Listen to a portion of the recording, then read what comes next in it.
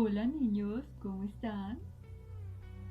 Hoy vamos a tener una super aventura. Vamos a ir en busca de un tesoro y mi amiga Pancha va a ir conmigo. Espérenme, ya la traigo. Niños, no la encontré. La voy a llamar. ¡Pancha! ¡Pancha! ¡Panchita! ¿Dónde estás? Lucas, ¿qué pasa? ¿Por qué tanto ruido? Panchita, hoy vamos a tener una super aventura. Vamos a ir en busca de un tesoro.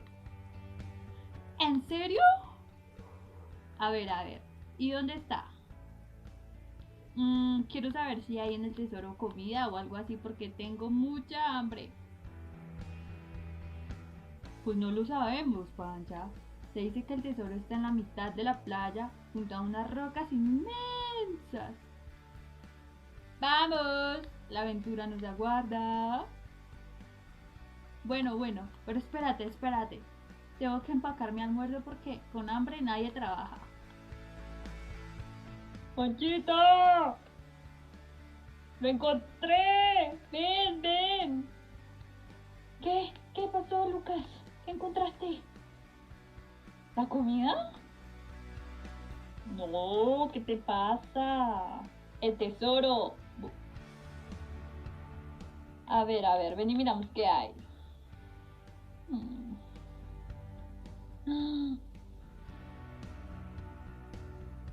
¿Por qué hay sal aquí? ¿Será que no le eché sal a la carne de mi almuerzo y es una señal? Ay, Ponchito, claro que no. Según las cosas que hay aquí, es un mensaje de Dios, Panchita. La Biblia dice que nosotros somos la sal de la tierra, por llevar con nosotros al Señor Jesús. Ah, ya entiendo. Por eso el diablo no la tiene tan fácil, porque el Espíritu Santo habita con nosotros. Exacto. Mira, también hay una bombilla. Entonces esto quiere decir que somos la luz del mundo. Somos invencibles. Sí, Ponchita. Nosotros somos la luz delante de los hombres para que vean nuestras buenas obras y glorifiquemos a nuestro Dios. Y así muchos más empiecen a hacer la luz para otros. ¡Claro! ¡Invencibles! Mira, Lucas. Mira. También hay una oveja. ¿Me la puedo quedar? Ay, Panchita, no puedes tomar lo que no es tuyo. Es oveja del Señor, como tú y yo somos ovejas de Dios, porque Él nos ha elegido para ser parte de su reino y debemos dar gracias por ello. Sí, tienes razón, entonces mejor no me la quedo. Mira, también hay una armadura y un soldado. O sea, que nosotros somos soldados de Dios. Ah, sí, como la canción. Somos soldaditos. Tururururu. Soldado Viper, Presente, mi capitán. ¿usted anda a caballo? No, mi capitán. ¿Anda en avión? No, mi capitán. ¿Está en la infantería? No, mi capitán. Entonces, ¿de qué soldado me habla, Viper? Soy un soldado de Jesús. Muy bien, entonces.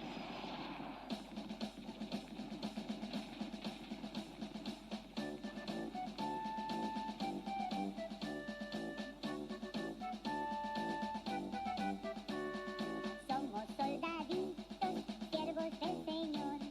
Estamos en defensa de nuestro evangelio.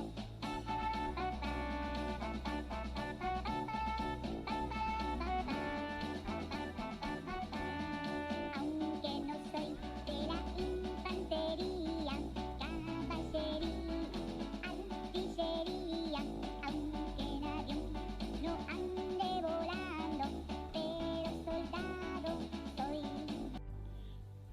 Ponchita, mira. Y hay una carta también. Ah, esto es porque somos una carta de Cristo leída y conocida por los hombres. Por eso debemos mostrar el amor de Jesús y llevarlo a todas partes. Y mira, no hay nada más, solo hay un espejo. Ah, Lucas, pero el espejo sí sé para qué es. ¿Para qué, Panchita? Para admirar mi belleza. Obvio, ¿no ves que soy súper linda? Ay, Panchita, no, no, no, no. El espejo quiere decir que, en conclusión, nosotros mismos somos el tesoro. Verás, en Éxodo 19:5 dice, ahora pues, si diereis oído a mi voz y guardaréis mi pacto, vosotros seréis mi especial tesoro sobre todos los pueblos, porque mía es toda la tierra. O sea, que tú y yo somos el especial tesoro del Señor y debemos serlo hasta el fin. Por eso debemos obedecerlo para que Él nos guarde como algo tan preciado y delicado. Ahora comprendo todo. Este es el mejor tesoro que he encontrado en mi vida. Dios nos ama, Lucas. Es hermoso. Sí, Panchita. Y a ustedes, niños, Dios los ama. Y recuerden que nosotros los cristianos somos su especial tesoro. La Iglesia del Santo de Israel les envía un abrazo enorme. Adiosito, adiosito. ¡Mua, mua, mua!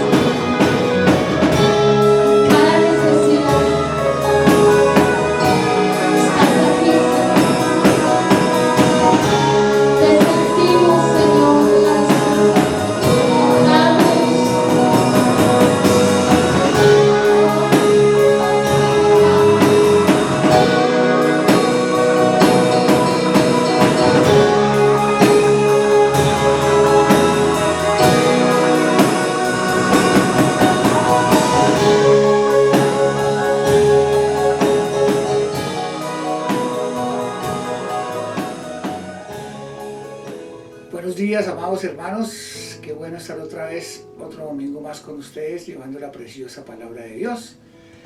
Para comenzar, vamos a orar. Padre Santo, yo te doy gracias en el nombre de Jesucristo por este día más de vida, porque tú nos has cuidado, porque tú nos has protegido y tú nos has dado todas las cosas, Señor, aún sin merecerlas. Yo te pido en el nombre de Jesucristo que tu Santo Espíritu tome el control de esta reunión, que seas tú iluminándome para que sea palabra de Dios y no palabra de hombre. Prepara el corazón de cada persona para que reciban con mansedumbre tu palabra, en el glorioso nombre de Jesucristo, mi Señor y Padre Santo. Amén. La prédica de hoy se llama Dios responde tus preguntas. Todos los cristianos tenemos muchas preguntas sobre el porqué de sucesos que nos acontecen, incluso a pesar de ser cristianos. O cuando queremos tener claridad sobre textos de la Biblia, que a veces son de difícil interpretación. Amén. Y entonces eso hace que algunas personas, cuando no entienden la Biblia, se van a excesos, se van a ciertos extremos, y lo que hacen es pervertir la palabra de Dios. Y entonces cuando aparecen las sectas, cuando aparecen errores doctrinales o doctrinas engañosas. Amén. Dice en la segunda de Pedro, capítulo 3, versículo 16, dice: casi en todas sus epístolas, hablando en ellas de estas cosas, entre las cuales hay algunas difíciles de entender, las cuales los indoctos e inconstantes tuercen, como también las otras escrituras, para su propia perdición. Entonces aquí el Señor está hablándonos de que los indoctos son las personas que no conocen la Biblia porque la leen muy poco. Y los inconstantes son los que andan en el espíritu un día y una semana en la carne, o una semana como buenos cristianos y 2 meses que ni siquiera leen la Biblia ni vuelven a congregarse ni nada. Amén. Ellos son intermitentes, son como estrellas que están a punto de apagarse. Entonces un día anhelan recibir la palabra de Dios y ya al siguiente día no quieren saber nada de la Biblia, no les interesa. Entonces ellos pervierten las escrituras para ellos poder vivir como ellos quieran, y eso no debe ser así. La Biblia dice que la gente profesa amar a Dios, pero con sus hechos lo niegan. Amén. Entonces, y lo mismo pasa con las profecías. En estos últimos tiempos uno ve una cantidad de profecías erróneas. Uno ve por internet una cantidad de cosas, incluso uno ve hasta pastores cristianos hablando de la segunda venida con fecha y todo, poniendo en ridículo el evangelio, poniéndose en ridículos ellos mismos, poniéndose en líos con Dios y con las personas. Amén. Lo primero que tenemos que saber es que para interpretar correctamente la Biblia hay un principio básico que es este: la Biblia interpreta la misma Biblia. Amén. Entonces, el espíritu tiene que estar de acuerdo con lo que dice la Biblia, o si no, no es de Dios. En la primera de Juan, capítulo 4, versículo 1, dice: amados, no creáis a todo espíritu, sino probad los espíritus si son de Dios, porque muchos falsos profetas han salido por el mundo. Entonces, si una persona dice que Dios le habló, lo que Dios le habló tiene que estar de acuerdo con la Biblia. Entonces, si una persona dice que Dios le dijo que para tal día y para tal hora Él viene, es mentira, porque la Biblia dice que nadie sabe. Amén. Una de las preguntas que la gente más hace es si en verdad estamos en los últimos tiempos, y vamos a responderla. La palabra de Dios es la fuente más segura que tenemos para conocer los designios de Dios y si estamos en los tiempos finales o no. Dice en la segunda de Pedro, capítulo 1, versículo 19... tenemos también la palabra profética más segura, a la cual hacéis bien en estar atentos, como a una antorcha que alumbra en un lugar oscuro, hasta que el día esclarezca y el lucero de la mañana salga en vuestros corazones. Entendiendo primero esto, que ninguna profecía de la Escritura es de interpretación privada. Entonces, lo primero que Dios nos dice aquí es que la profecía no puede ser interpretada como usted quiera. La profecía tiene que ser interpretada a la luz de la palabra. Incluso Dios es muy claro cuando dice que una persona da profecía, que las personas maduras espirituales lo juzguen a ver si es verdad o no. Porque vemos hoy en día los falsos profetas son una plaga más, aparte de la pandemia del coronavirus. Amén. Dios nos dejó una información muy clara tanto en el Antiguo Testamento como en el Nuevo Testamento sobre conocer el final de los tiempos. Amén. Y hemos visto que incluso personas muy reconocidas, nosotros vemos mucho, por ejemplo, Elena White, ella era de los adventistas, era una profeta de los adventistas. Algo que le reconozco a ella es su conocimiento sobre la historia de la Iglesia Católica. Ellos hacen mucho énfasis que para ser salvos usted tiene que guardar el sábado. Mientras que la misma palabra de Dios nos dice que nadie nos debe juzgar por el sábado, ni por novilunios, ni fiestas de reposo, ni nada de esas cosas, que ese es el mismo sábado. Entonces, pero ella insistía mucho en eso. Ella durante 3 veces dio fechas en que Jesús venía y nunca pasó nada. Amén.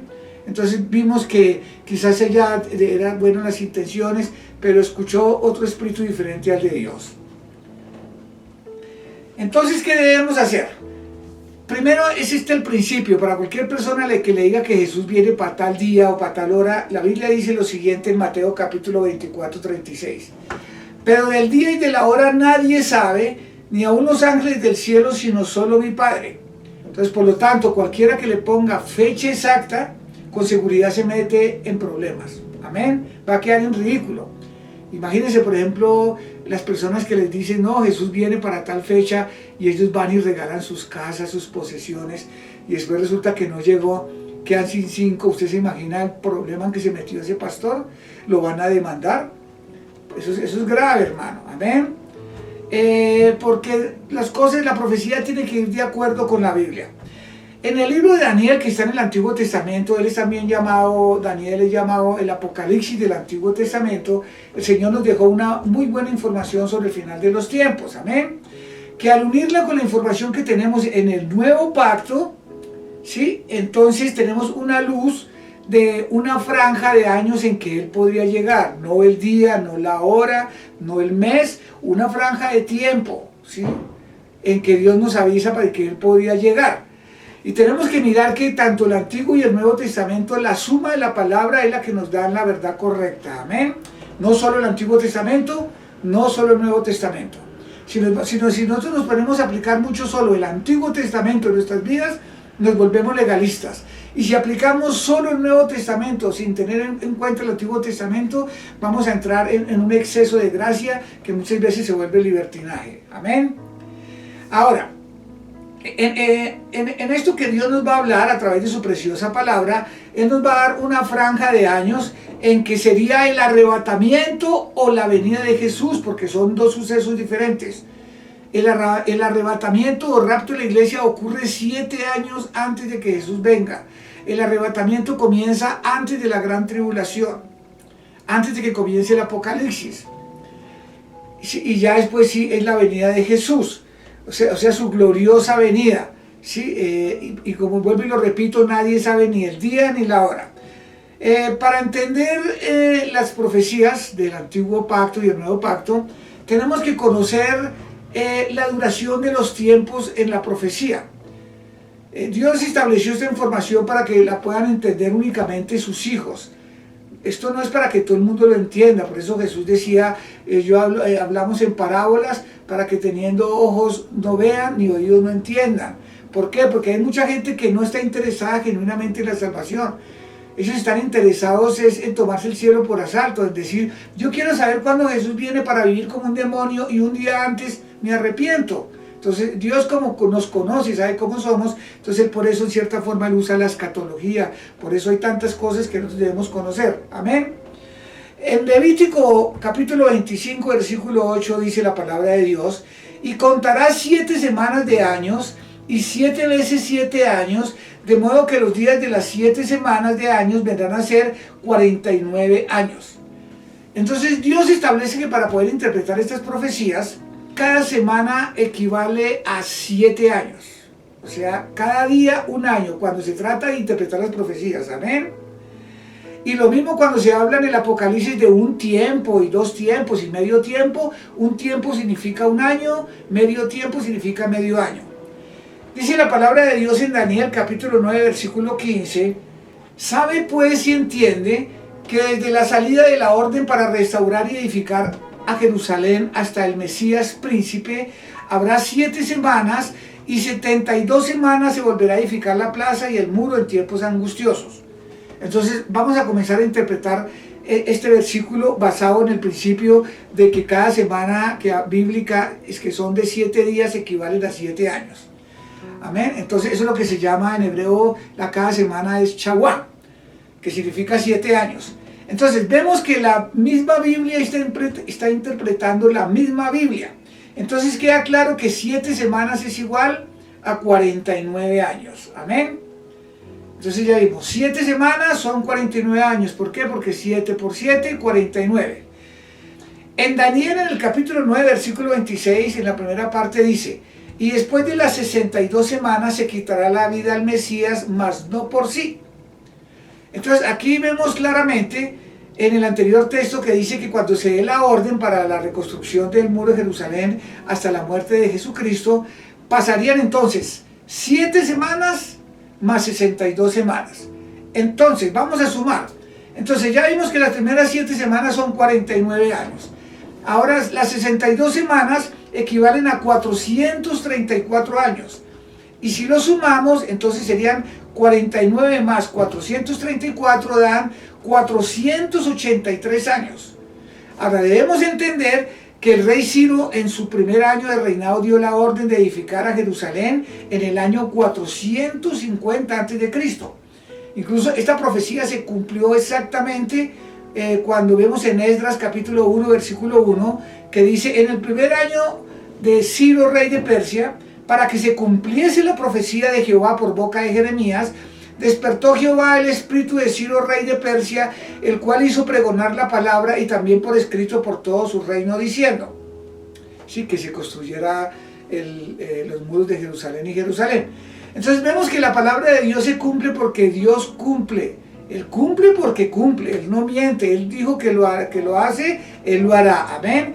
Y así como Dios despertó en el rey Ciro el deseo de reconstruir en Jerusalén, también Dios despierta en nosotros un deseo de que le sirvamos, un deseo de servirle, un deseo de santificarnos. Dice, pero Él llama a muchos, pero escoge a pocos, porque Él no va a obligar a nadie. Amén. El capítulo 1, versículo 2 de Esdras, dice la palabra de Dios: así ha dicho Ciro, rey de Persia: Jehová, el Dios de los cielos, me ha dado todos los reinos de la tierra y me ha mandado que le edifique casa en Jerusalén, que está en Judá. Entonces vemos cómo se cumple la profecía. Entonces vemos que si le sumamos 483 años, que fue lo que Daniel dijo que iba a pasar, que era desde la construcción del muro de Jerusalén hasta que Jesús viniera a morir por nosotros, iban a pasar esos 483 años. Entonces sabemos que en el año 450 a.C., el rey Ciro dio la orden para reconstruir los muros de Jerusalén.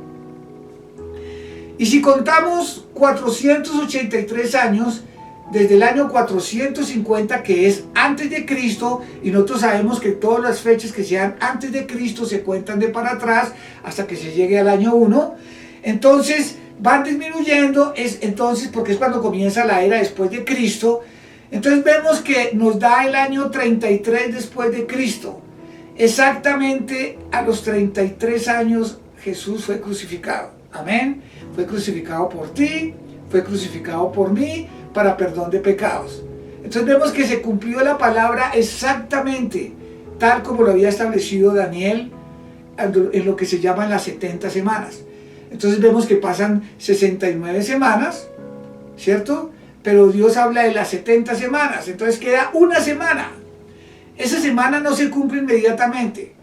Desde la muerte de Jesucristo, entonces ya el Señor nos deja una nueva luz en el Nuevo Testamento, las cosas que tienen que pasar y el tiempo que debe pasar para que comience la última semana. Amén. Entonces vemos también en la segunda parte de Daniel, capítulo 9, versículo 26, dice: y el pueblo de un príncipe que ha de venir destruirá la ciudad y el santuario, y su fin será con inundación, y hasta el fin de la guerra durarán las devastaciones. Entonces, en esta parte se está hablando de la semana 70, se está hablando de la aparición del anticristo, que él aparece en la semana 70. Pero recuerden que el anticristo no aparece sino hasta que nosotros hayamos sido arrebatados por Dios. La misma palabra de Dios dice en Colosenses que ya el misterio, la iniquidad del anticristo ya está funcionando, porque el ministerio del anticristo ha comenzado casi toda la vida. Ha habido muchas personas con el espíritu del anticristo, vemos a todos los emperadores de Roma, vemos también a Hitler, vemos también a Napoleón.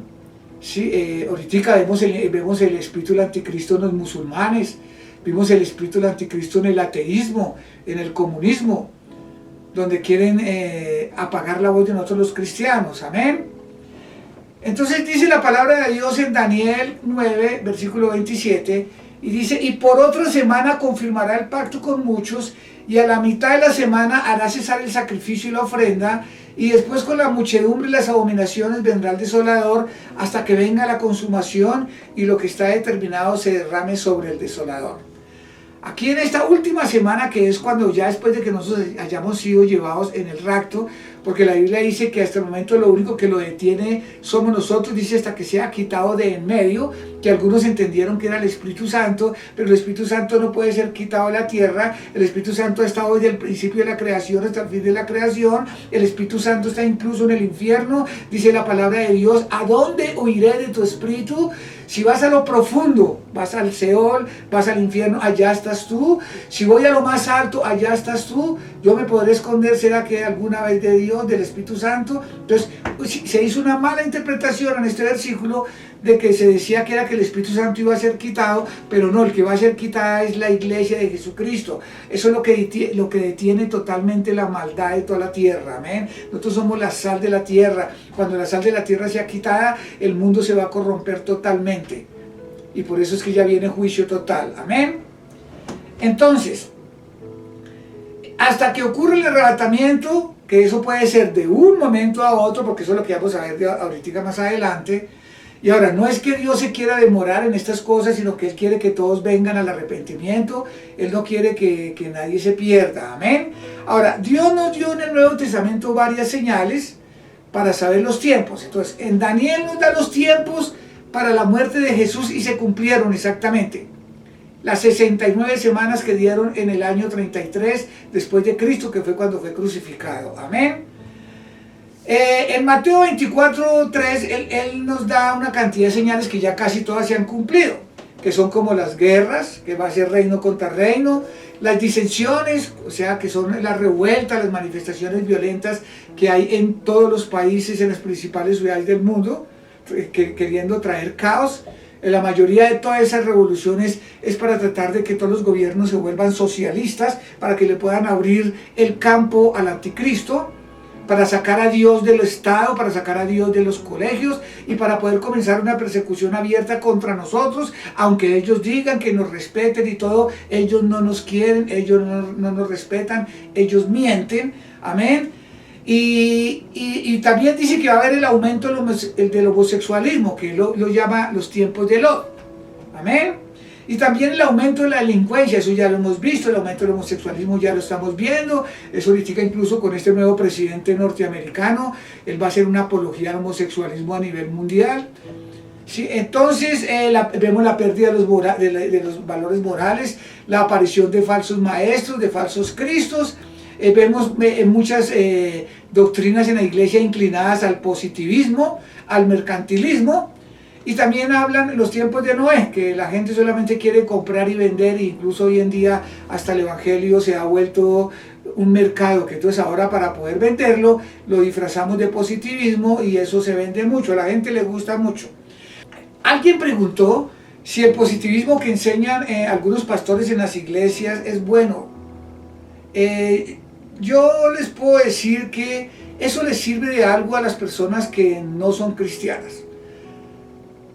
Positivismo les sirve a las personas que no son cristianas, pero no para salvación. Eso los motiva a ellos a tener éxito en algunas cosas. A los incrédulos, a los que no quieren aceptar el señorío de Jesucristo. El positivismo es querer quitarle la gloria a Dios, es querer quitarle la dependencia que nosotros tenemos de Él. ¿Sí? Y que entonces que solo con nuestro esfuerzo, nuestra actitud positiva y nuestro pensamiento positivo podemos lograr las cosas. Pero el positivismo es otra área de mercadeo que son tentados algunos pastores. Uno hoy en día ve una cantidad de pastores hablando de positivismo, en lugar de estar llevando la palabra de Dios y hablando de santificación, porque sin santidad nadie verá al Señor. Entonces, no nos olvidemos que nosotros como hijos de Dios dependemos totalmente de nuestro Padre Celestial y que sin Él no podemos hacer nada.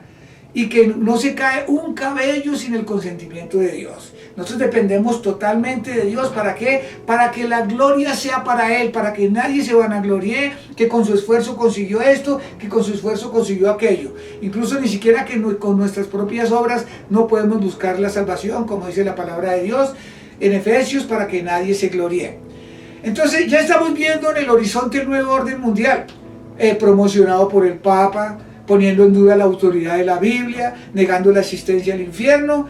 Vemos el Vaticano promoviendo el ecumenismo y la reunión de todas las creencias con un solo objetivo humanista. Estamos como en los días de la Torre de Babel, todos en un solo propósito para construir algo, amén, pero sin Dios, amén. Entonces ya se está preparando a todos los que se negaron a aceptar a Jesús como Señor y Salvador, con engaños para que el anticristo venga. Incluso muchos cristianos, usted ve una cantidad de cristianos con unas tendencias comunistas y socialistas que nada que tienen que ver con el evangelio. Entonces se está preparando esa plataforma para alistar a todos los que se negaron a aceptar a Jesús, ¿sí? Para que el anticristo aparezca. Ahora, vemos que ya el Pentágono aceptó oficialmente la existencia de los ovnis. Vemos también como los sismos o los temblores de la Tierra, que a pesar de que han ocurrido toda la vida, comenzaron a aumentar como nunca, de una manera acelerada. Los volcanes comenzaron a entrar en actividad. Vemos el sonido de las trompetas, que también los que quieren distorsionar, que son señales de Dios, les están llamando cielomotos, incluso están diciendo que son cosas que eran normales. Hermanito, eso se comenzaron a ir hace unos pocos años, se comenzaron a escuchar. Antes no, todo eso son mentiras que habla la ciencia para que la gente no le dé la razón a la Biblia. Amén. Todos los enemigos de la fe van a decir que esas cosas son normales, ¿sí? Y ahora, aunque ya ha habido persecución toda la vida contra los cristianos, falta que sea ya oficial la persecución contra los cristianos. Esa es la idea de mantener un gobierno mundial. Todos los gobiernos donde el comunismo manda, los cristianos son perseguidos, son erradicados totalmente. Y recuerden, del socialismo al comunismo hay una línea muy delgadita, demasiado delgada, que se puede romper de un momento a otro. Amén. Pero entonces la verdadera persecución va a ser después del arrebatamiento, para las personas que se queden, hermanos. Dice la palabra de Dios en Lucas 21, versículo 28, dice: cuando estas cosas comiencen a suceder, erguíos y levantad vuestra cabeza, porque vuestra redención está cerca. Entonces, todas estas cosas que ya están pasando, nos están avisando que estamos acercándonos a la semana 70, ¿sí? Y fuera de eso, Jesús nos dejó otra información todavía que nos da más claridad sobre qué franja o qué época Él podría venir. Vemos en Mateo capítulo 24, versículo 32, dice: de la higuera aprended la parábola, cuando ya su rama está tierna y brotan las hojas, sabéis que el verano está cerca. Así también vosotros, cuando veáis todas estas cosas, conoced que está cerca las puertas. De cierto os digo que no pasará esta generación hasta que todo esto acontezca. Entonces aquí comenzamos a ver que Él habla de la higuera. La higuera se refiere siempre a Israel. La primera planta que se habló, que no era un árbol, sino una planta, se habla de la higuera, se habló en Génesis capítulo 3, versículo 7.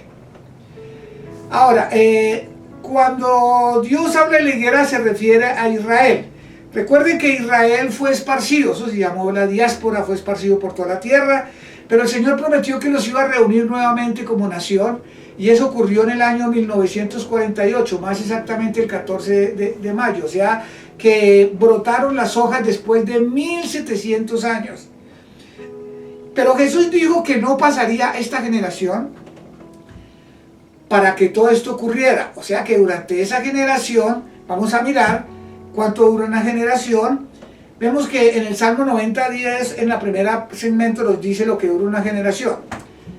Dice lo siguiente: los días de nuestra edad son 70 años y en los más robustos son 80 años, o sea, una generación. O sea, son muy pocas las personas de mayores de 100 años, son tan poco comunes que hasta las pasan en los noticieros. Amén. Entonces vamos a sumarle. Si Israel floreció en el año 1948, y Jesús nos dice que no pasaría una generación en que ocurrieran todas estas cosas, incluyendo el arrebatamiento, ¿sí? No sabemos si está hablando del arrebatamiento o está hablando de su segunda venida. Entonces le sumamos a 1948 80 años, que es lo máximo que es una generación. Entonces eso nos da el año 2028. En la Biblia vemos que para Dios los números son muy importantes. pero debemos tener cuidado de no caer en la numerología, porque eso es un área de la brujería, amén, la cual Dios prohíbe. Vemos que en la Biblia hay profecías de doble referencia, entonces vamos a mirar una de ellas. En Oseas capítulo 6, versículo 2 dice: nos dará vida después de 2 días, y en el tercer día nos resucitará y viviremos delante de él. Vemos que en este versículo se refiere tanto a la venida de nuestro Señor Jesucristo como tanto a la muerte de él. Recuerden que Jesús murió y al tercer día, al amanecer del tercer día, resucitó. Amén. Entonces él aclara que los tiempos de Dios no son iguales a los tiempos de nosotros. ¿Por qué? Porque en este momento la tierra está en un lugar y en una dimensión donde existe el tiempo y el espacio. Y Dios lo llama el primer cielo. Mientras donde Dios está, aunque Dios es omnipresente, pero donde tiene su trono, está en el tercer cielo, es un lugar donde el tiempo y el espacio Él lo tiene en sus manos. Amén. Entonces para Dios un día es como 1000 años y 1000 años como un día. Por eso es que vimos en Oseas que Él nos dará vida después de 2 días y en el tercer día nos resucitará. O sea que en el momento en que Jesús murió, tenían que pasar 2000 años y tendría que ser como Él amaneció en el tercer día, al amanecer del tercer milenio. Por eso es que más o menos encajan las fechas en que hemos dado de acuerdo a lo que habla la Biblia. Amén. Dice la segunda de Pedro, capítulo 3, versículo 7. Pero los cielos y la tierra que existen ahora están reservados por la misma palabra, guardados para el fuego en el día del juicio y de la perdición de los hombres impíos. Mas, oh amados, no ignoréis esto, que para con el Señor un día es como 1000 años y 1000 años como un día. Entonces lo único que podemos estar seguros es eso, que al amanecer del tercer milenio, que ya lo estamos viviendo, que comenzó en el 2001, ¿sí?, es muy probable que sea el arrebatamiento o la venida de Jesús. Amén. Él es el único que sabe la fecha exacta. Sí, yo estoy hablando es de la época probable. No estoy dando fechas, estoy diciendo es muy probable que en esos años sea el arrebatamiento o sea su segunda venida. Amén. Y Dios es el único que sabe. Y él es más, si Él se demora es porque Él quiere que la gente se arrepienta. Pedro capítulo 3, versículo 9. El Señor no retarda su promesa, según algunos la tienen por tardanza, sino que es paciente para con nosotros, no queriendo que ninguno perezca, sino que todos procedan al arrepentimiento. Entonces, si estamos interpretando bien las cosas, de aquí al 2028 terminarían de suceder todas estas cosas y todas estas señales que Dios nos dio. Amén. Y una vez que pasen estas señales y que pasen estas cosas, que la Biblia no miente, podría ser o el arrebatamiento de la iglesia o la segunda venida de Jesús. Ahora, si nosotros miramos, las cosas van a una velocidad tan impresionante, nosotros estamos exactamente a 7 años de que supuestamente se terminen todas estas señales, hermanos.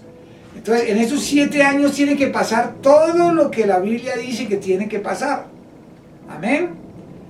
Entonces, tan pronto sea el arrebatamiento, comienza el Apocalipsis. El Apocalipsis dura 7 años. Y yo a veces me pongo a pensar, si Dios está hablando del arrebatamiento, pues entonces todavía nos quedarían unos 7 años para seguir evangelizando, para seguir santificándonos.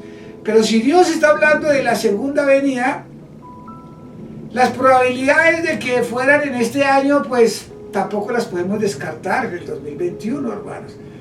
Pero yo no estoy dando una fecha exacta. La Biblia no dice, nadie sabe el día ni la hora. En la Biblia nunca dice Dios no sabe, nadie sabe el año o la década. Y Dios sí nos puede hablar de la década. Y esta franja que el Señor nos está hablando es para que nosotros estemos atentos, amén. Para que nosotros nos pongamos pilas con Dios, hermano. Pueda que suceda, pueda que no. Pero recuerden lo que decía este general de Dios, Spurgeon. Él decía, uno debe vivir como si el rapto fuera a ser hoy. Y trabajar como si se demorara muchísimos años más. Entonces, no importa si Jesús viene este año o no viene, usted no tiene que ir a encerrarse en una iglesia y regalar todas las cosas. No, usted incluso debe seguir trabajando y no se encierre, salga a hablarle el evangelio a las personas, hermanos. Eso es lo que Dios quiere, amén. Y Dios quiere que todos se salven, pero la gente por la dureza del corazón, muchos se van a perder. Y hay veces la gente pregunta por qué la Biblia dice que Dios endurece el corazón del que Él quiere y tiene misericordia del que quiere. ¿Sí? Vamos a mirarlo a la luz de la palabra. Amén. Ahora, Dios sabe quién se va a endurecer y quién no. O sea, como Dios sabe el principio, Él dice que Él nos conoció desde antes de la fundación del mundo. Él sabe cuántos van a ser salvos.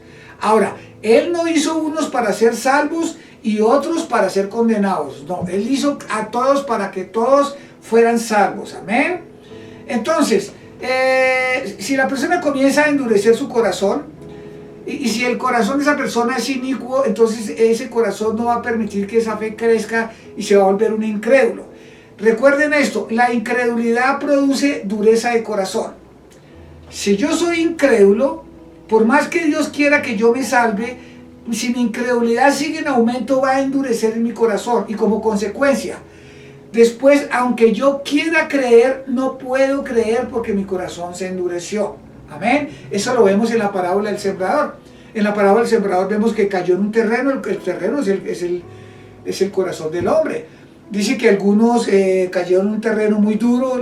La palabra de Dios se les habló de Jesús. Ellos, por su intelecto, por sus experiencias, por sus cosas, no quisieron aceptar, que dice que la palabra de Dios fue robada por las aves.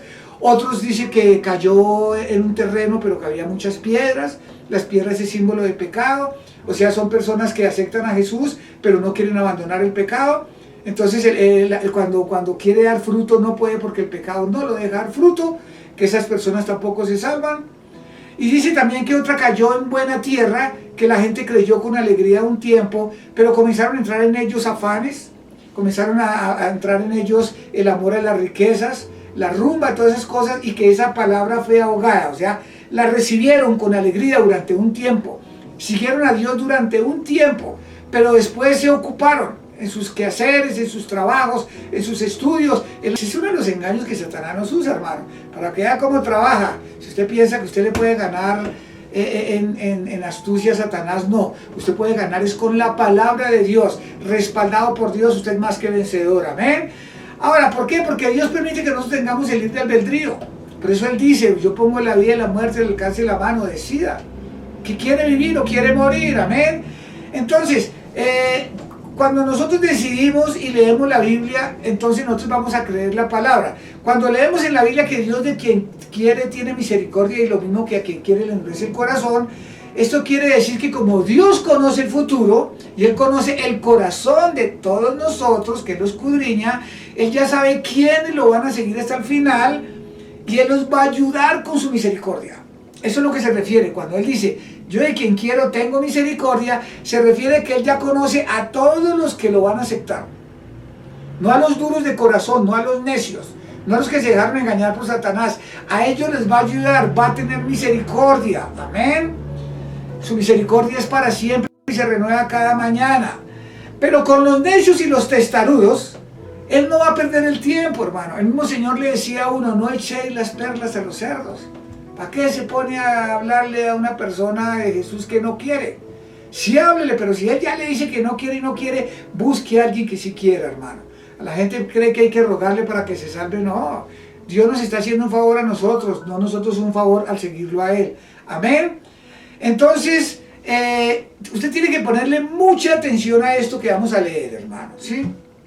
Sobre lo que significa la palabra predestinado. Vamos a ver en Romanos capítulo 8, versículo 27. Dice la palabra de Dios, mas el que escudriña los corazones sabe cuál es la intención del Espíritu, porque conforme a la voluntad de Dios intercede por los santos. Y sabemos que los que aman a Dios, todas las cosas les ayudan a bien, esto es a los que conforme a su propósito son llamados. Entonces dése cuenta que como Él escudriña nuestro corazón, Él sabe quién lo va a seguir y quién no. Él ya sabe quién lo va a amar y quién no. Con quién podía contar para llevar a cabo su propósito y para llamarlo para que le sirviera y a quién no. Entonces la palabra en este caso predestinado es preconocido.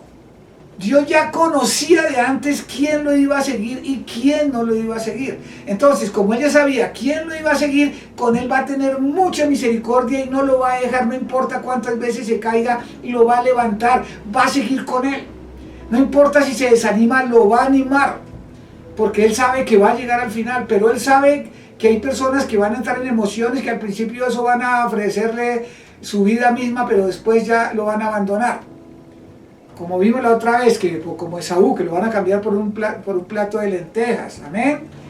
Por eso Él en Marcos 16:15 dice, y les dijo, id por todo el mundo y predicad el evangelio a toda criatura. El que creyere y fuere bautizado será salvo, mas el que no creyere será condenado. Dese cuenta que Dios no hizo unos para ser salvos y otros para que fueran condenados. No, Él dijo, llévele a todos, y a todos se les habló el evangelio. Y es más, una de las señales que dice que el evangelio será dado a todo el mundo y vendrá al fin. El evangelio ya fue llevado a todo el mundo, hermanos. Lo que pasa es que la gente no quiere. Amén. Entonces, Dios va a ser muy misericordioso, porque todos nosotros como cristianos necesitamos misericordia porque estamos pecando continuamente, pero como Dios sabe que vamos a llegar al final, Él nos va a seguir animando y Él va a seguir contando con nosotros, porque por eso la Biblia dice 7 veces cae el justo, 7 veces nos va a levantar. No es que Él diga, no, yo a este sí lo voy a perdonar y a este no, no, Dios quiere perdonar a todos. Por eso la misma Biblia interpreta la misma Biblia. Ya por eso mismo vimos en Romanos, el que escudriña los corazones, Él ya sabe quién lo va a seguir y quién no. Dese cuenta, el faraón se le hicieron señales y prodigios que usted y yo no conocemos, que los hemos visto ya es por fe, no antes de fe. Y aún así, después de 10 señales, siguió terco y duro de corazón, como hoy en día muchísimas personas. Y por eso es que la palabra dice, y Dios endureció el corazón del faraón. No, en el Antiguo Testamento toda la palabra de Dios significa Dios permite. Dios permitió que el corazón del faraón se endureciera por ser testarudo, porque él ya sabía que no. Él mismo le dijo a Moisés, él le dijo, mire, vaya, haga estas señales, él no va a creer. Ya cuando le mate su hijo es cuando ya va a creer, lo va a soltar, pero tranquilo que aún así él va a seguir detrás de ustedes. Dios conoce el futuro. Eso es la misericordia de Dios. Es para que entienda cuando se trata de que Dios tiene misericordia de unos y endurece a otros. No es que endurece, ellos mismos se endurecen por su incredulidad. Amén. Porque si Él fuera así, Él no sería ni justo ni misericordioso, ni el amor, que son los 3 atributos divinos de su majestad. Esos 3 atributos divinos incluso los debe tener usted y yo también cuando hemos crecido en el amor. Amén.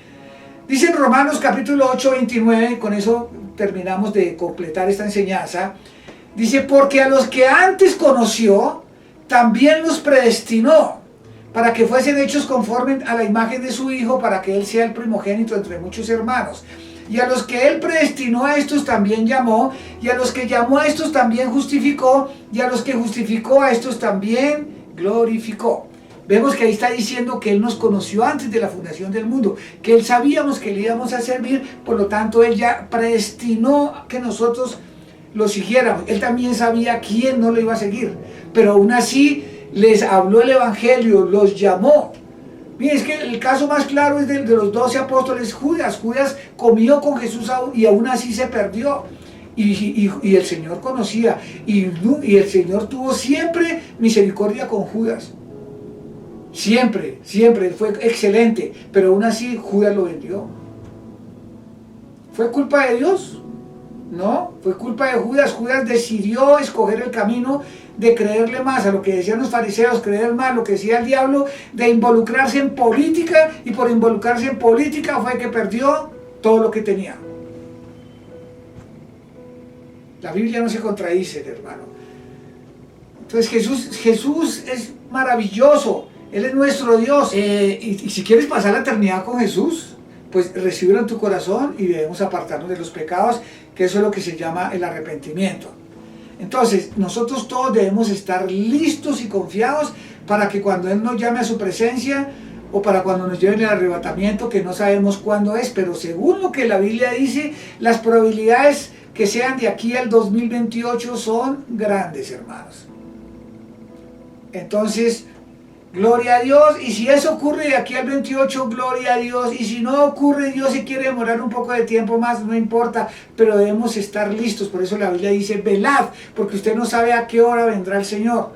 Entonces tenemos que estar velando constantemente. ¿Qué es estar velando? Estar conscientes de que Jesús puede venir de un momento a otro, o que nos podemos morir.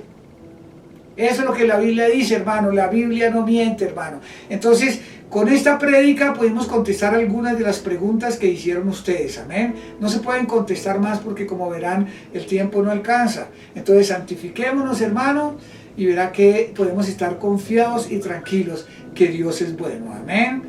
Yo oro, Padre Santo, por cada persona que está allá en su casa, para que sea esto aumentando su fe. Si hay algún enfermo, sánalo en el glorioso nombre de Jesucristo, Padre de la gloria. Ayúdalo en el glorioso nombre de Jesús, Padre Santo. Libera, Señor, a todo aquel que esté preso en algún vicio, en alguna adicción, Señor. Dale revelación a todos aquellos, Señor, que tienen la levadura de Herodes, Padre Santo, que tienen en su corazón odio social o odio político hacia otras personas, Señor. Tu palabra es muy clara, que dices que oremos por nuestros enemigos, no que los ofendamos, no que hablemos mal de ellos, Padre Santo, pero hay veces por desconocer tu palabra nosotros pecamos sin darnos cuenta. Perdónanos en el glorioso nombre de Jesucristo. Dale sabiduría a nuestros dirigentes para hacer bien las cosas, en el nombre de Jesús, amén. Que el Señor nos continúe bendiciendo enormemente. Tengan buen día a todos, amados hermanos. Saludamos a todos en casa, desde los más pequeños hasta los más grandes. Dios les bendiga enormemente. Vamos a mirar, por favor, una porción de la palabra de Dios. En Mateo capítulo 12, versículo 36. Mas yo os digo que de toda palabra ociosa que hablen los hombres, de ella darán cuenta en el día del juicio. Porque por tus palabras serás justificado y por tus palabras serás condenado. El Señor aquí nos está hablando acerca de que todos nosotros tendremos que dar cuentas de todos nuestros hechos, no solamente nuestras palabras, de todo. Pero específicamente en la confesión que nosotros hacemos es lo que está en nuestro corazón. La abundancia del corazón habla la boca. Entonces es importante que nosotros, para reconocer a Dios como nuestro Señor y Salvador, hagamos una confesión de fe. Que nosotros podamos reconocer delante de Él que somos pecadores y que lo necesitamos y que queremos que Él reine en nuestra vida. Entonces acompáñame a hacer esta oración. Repite después de mí. Señor Jesucristo, confieso que soy pecador. Perdóname y límpiame con tu santa sangre. Estoy arrepentido y te reconozco como mi único Salvador. Entra en mi corazón. Te entrego el control de mi vida. Toma mis problemas y mis enfermedades y rompe toda clase de maldiciones. Renuncio a Satanás y a sus obras. Prospérame económica, emocional, sentimental y espiritualmente. Escríbeme en el libro de la vida y no me borres jamás. Séllame con el poder del Espíritu Santo. Gracias, Señor. Amén. Cuando nosotros nos presentemos en el juicio, que todo ser humano tiene que llegar allí, podamos tener una conciencia tranquila delante del Señor, porque hicimos lo que Él nos mandó, que fue creer en Él. No se trata solo de abandonar nuestras malas obras, sino que tengamos una vida piadosa, una vida que demuestre que le amamos, una vida que demuestre que estamos agradecidos por todo lo que Él ha hecho con nosotros.